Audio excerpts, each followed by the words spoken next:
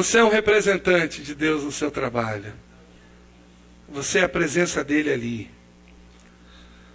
Um dos aspectos, e a gente às vezes nem percebe isso, que tem a ver com essa questão do ser cristão, é exatamente isso.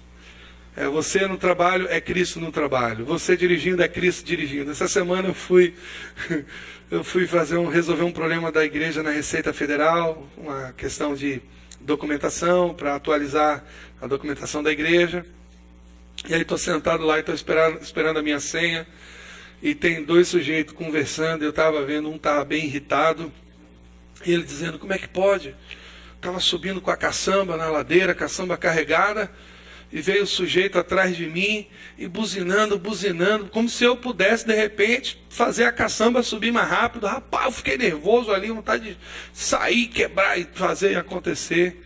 E ele falando isso para o camarada. E o outro camarada que estava do lado, rapaz, sabe o que é pior?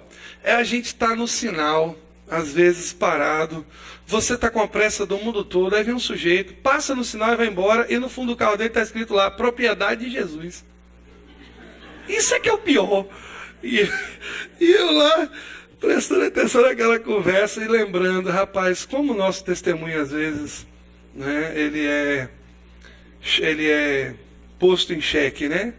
Aí o cara falando, rapaz, é isso que eu não suporto.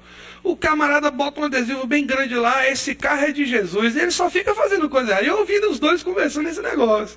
Não é? Aí o cara virou para mim, não é? O que você acha? Eu falei, rapaz, você tá certinho. Você está certo, meu irmão. Então, o nosso testemunho no nosso trabalho tem um impacto importante. Embaixador é uma pessoa que representa outra. Ser embaixador de Cristo é uma missão importante.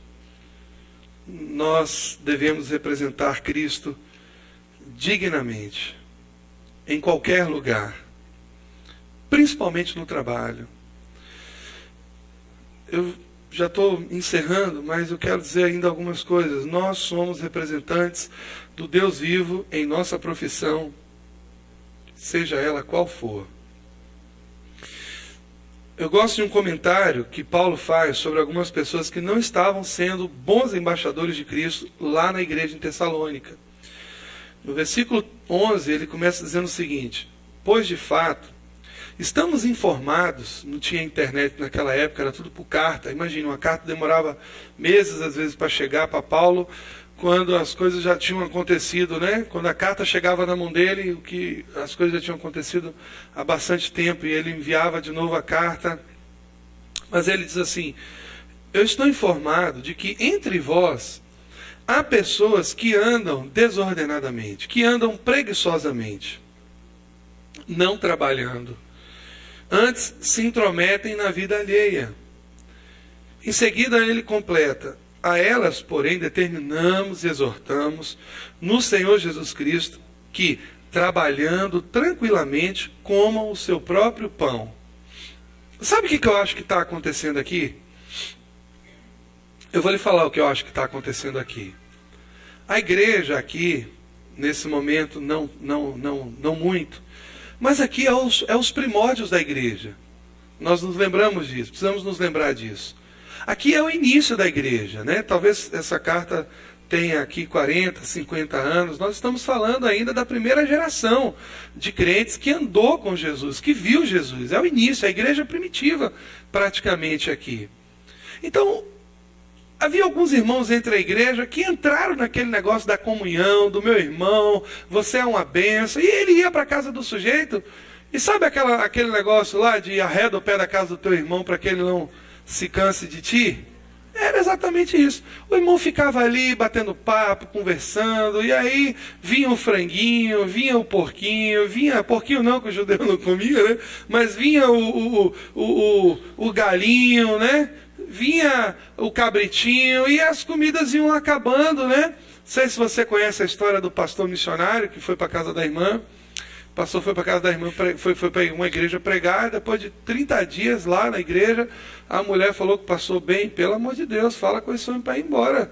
já acabou tudo, não temos mais nada, o homem está aí 30 dias e o homem não vai embora, bem. Aí o irmão todo sem graça, né, foi lá falar com ele: ó, meu irmão, eu queria te dizer que nós não temos essa condição toda, né, para ficar aqui com você e tal, nós não temos como te sustentar e tal, então o irmão, né, vai ter que procurar o seu rumo, né? Muita sem graça. Aí o pastor, o missionário: não, meu irmão, essas coisas é só de missionário, o pastor não faz isso não. Então o missionário chegou lá e falou: não, meu irmão, eu entendi perfeitamente, amanhã, antes do sol nascer, eu vou embora. Aí o irmão: beleza. Aí quando foi de manhã, o galo cantou, o irmão foi lá: ô pastor, ô irmãozinho, o galo já cantou. Ele: ainda tem um galo, irmão? Ainda tem o galo? Então, eu acho que era basicamente isso que estava acontecendo ali. Os irmãos estavam se aproveitando da boa fé, da comunhão, do carinho, do amor. E estavam, sabe, entrando na casa do outro, entrando na vida do outro, entrando na geladeira, não, porque também não tinha, né? Mas sei lá, a minha avó tinha uns... Como é que é o nome daquele... De banha, né? De pôr, umas caixas de manteiga, umas latas de manteiga antigamente para conservar. Existiam umas latas de manteiga, aí derretia a banha ali e colocava ali dentro, aí guardava as carnes ali. Então, sabe, amados, naquela época as coisas eram mais difíceis, então já tinha... O irmão já estava entrando na lata de banha do outro, essa coisa toda. E aí Paulo, ele vê que essa coisa não dá certo.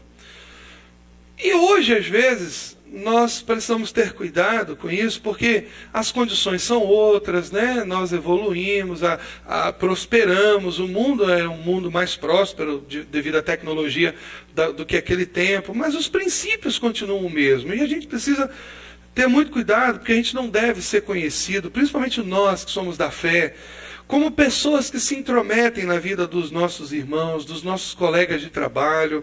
Ao contrário, nós devemos ser conhecidos como bons embaixadores de Cristo. Amém?